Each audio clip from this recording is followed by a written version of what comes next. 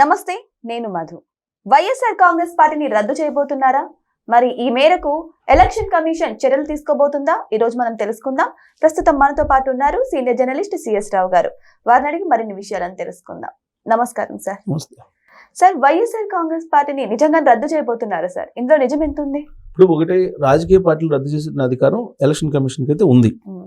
అయితే ఏ సందర్భంలో రద్దు చేయాలి అనే దాన్ని కూడా నిబంధనలు ఉన్నాయి. ఇష్ట ప్రకారం రద్దు చేయడానికి ఉండదు.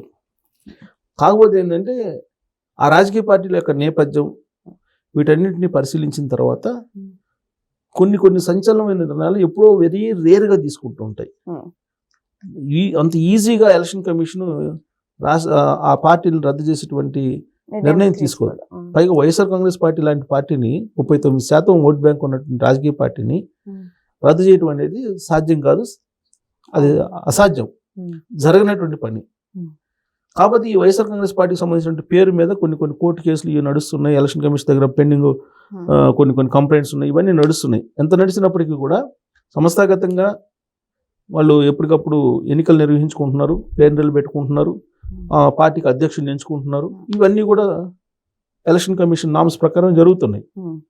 కాబట్టి పార్టీని రద్దు చేస్తున్నారు, రద్దు అవుతుంది అనేది మాత్రం అబద్ధం, శుద్ధ అబద్ధం, అది అసాధ్యం కూడా. కాకపోతే ఇలాంటి పార్టీ ఉండకూడదు సమాజంలో, ఇలాంటి పార్టీ సమాజానికి చేటు అనేటువంటి అభిప్రాయం అనే డిమాండ్ని వ్యక్తం చేస్తూ ఎలక్షన్ కమిషన్కి లెటర్ రాశారు. ఎవరు? తెలుగుదేశం పార్టీకి సంబంధించినటువంటి మాజీ మంత్రి, ఎమ్మెల్యే, ప్రస్తుత ఎమ్మెల్యే గంటా శ్రీనివాసరావు గారు లెటర్ రాశారు ఎలక్షన్ కమిషన్కి. వైఎస్ఆర్ కాంగ్రెస్ పార్టీ వల్ల ఆంధ్రప్రదేశ్కి నష్టం జరుగుతుంది, సమాజానికి నష్టం జరుగుతుంది, ఈ పార్టీ ఉండకూడదు, ఇలాంటి పార్టీలు ఉంటే గనక సమాజంలో విద్వేషాలు రెచ్చగొడతారు, కులాలని రెచ్చగొడతారు, మతాలను రెచ్చగొడతారు. కాబట్టి అంతిమంగా సమాజానికి నష్టం చేకూరుతుంది. వీటిని పరిశీలించి, ఆ పార్టీకి సంబంధించిన యాక్టివిటీస్ని పరిశీలించి మీరు ఈ పార్టీని రద్దు చేయండి అని చెప్పి ఒక లెటర్ రాశారు గంటా శ్రీనివాసరావు గారు. ఎందుకు రాశారు? రాష్ట్రంలో రాష్ట్రపతి పాలన పెట్టాలని చెప్పి ఢిల్లీలో వాళ్ళు ధర్నాలు చేస్తూ, మానవ హక్కుల సంఘానికి కంప్లైంట్ చేస్తూ వీళ్ళు హడావుడి చేస్తున్నారు ఢిల్లీలో. ఎవరు? వైఎస్ఆర్ కాంగ్రెస్ పార్టీ.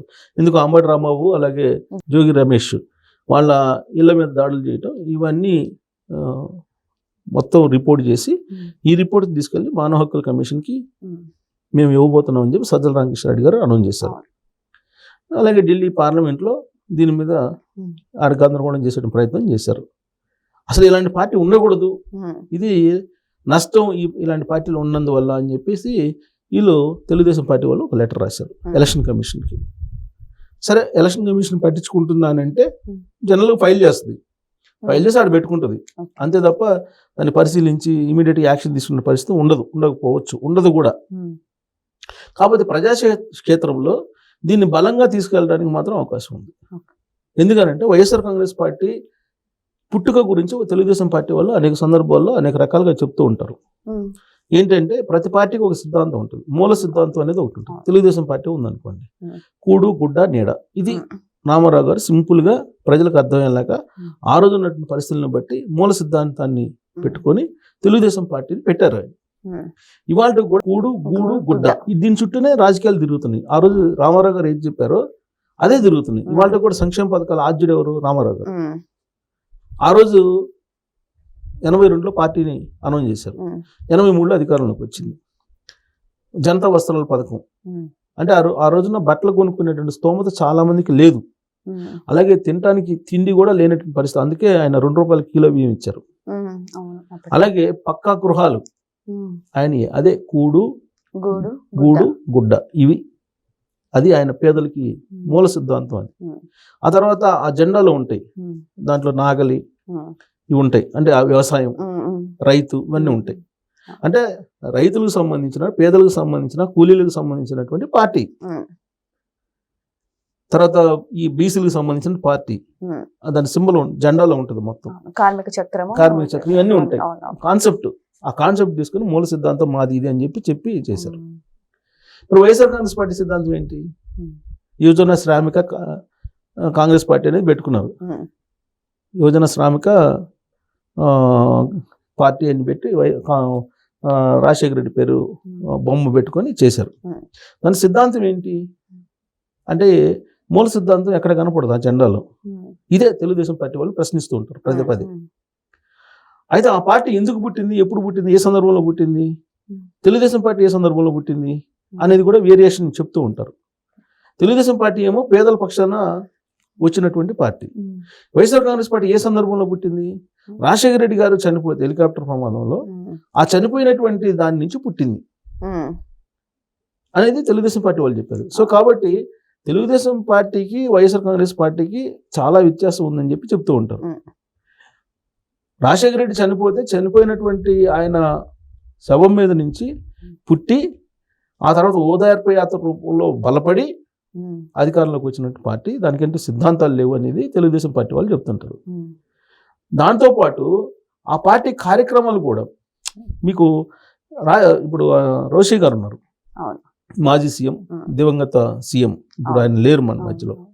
ఆయన చెప్తుండేవాళ్ళు, ఎవరన్నా చనిపోయినటువంటి వాళ్ళ ఇళ్ళ దగ్గరికి వెళ్ళి ర్యాలీగా వెళ్తారు, ఎవరన్నా వెళ్ళి పరామర్శించడానికి మామూలుగా వెళ్తారు, వెళ్ళి వాళ్ళని పరామర్శిస్తారు తప్పితే మీరు ర్యాలీగా వెళ్ళటం ఏంటి, ఇదే సంస్కృతి అని చెప్పి అసెంబ్లీలోనే ప్రశ్నించారు ఆయన.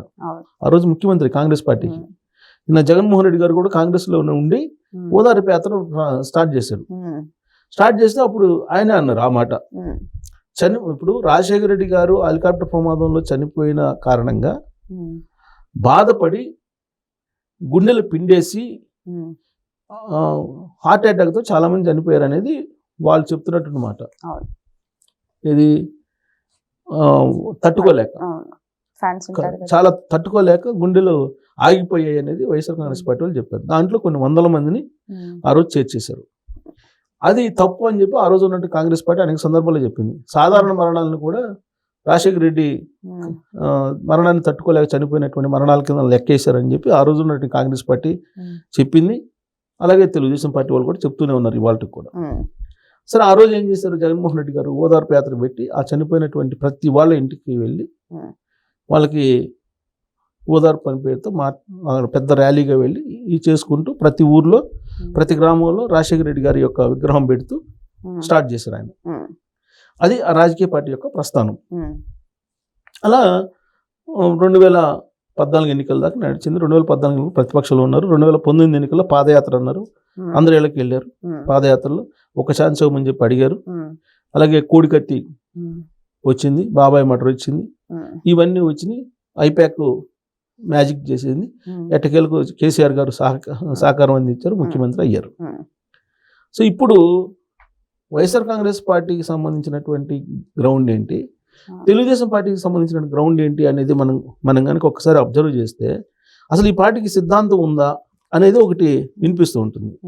అందుకే ఈ సిద్ధాంతం లేనటువంటి ఈ పార్టీ, ఇలాంటి పార్టీ ఉంటే గనక నష్టం సమాజానికి అనేది తెలుగుదేశం పార్టీ చెప్తుంది. జనసేన ఉంది, వాళ్ళు ఏదో మతాలను ప్రస్తావన లేని కులాలను కలిపేటువంటి సిద్ధాంతం అని చెప్పి చెబుతున్నారు.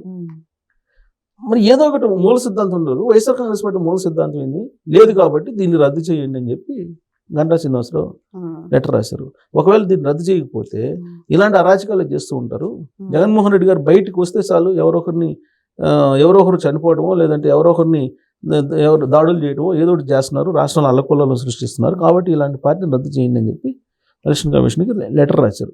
కాబట్టి ఈ లెటర్ని మనం రాజకీయపరమైనటువంటి ఒక లెటర్గా తీసుకోవాల్సిందే కానీ ప్రజాక్షేత్రంలో చర్చించుకోవడానికి వీళ్ళు ఎన్ని లెటర్లు రాసినా ఒక పార్టీని రద్దు చేయడం అనేది అంత ఈజీ కాదు. సో గంటా శ్రీనివాసరావు గారు అయితే ఏకంగా వైసీపీ పార్టీని రద్దు చేయండి అని ఎలక్షన్ కమిషన్ కి అయితే లేఖ రాయడం జరిగింది. మరి ఈ లేఖ గురించి ఎలక్షన్ కమిషన్ ఎలా స్పందిస్తుందా లేకపోతే అలాగే ఉంచేస్తుందా అనేది మనం వెయిట్ చేసి చూడాల్సిందే. Thank you so much. Thank you.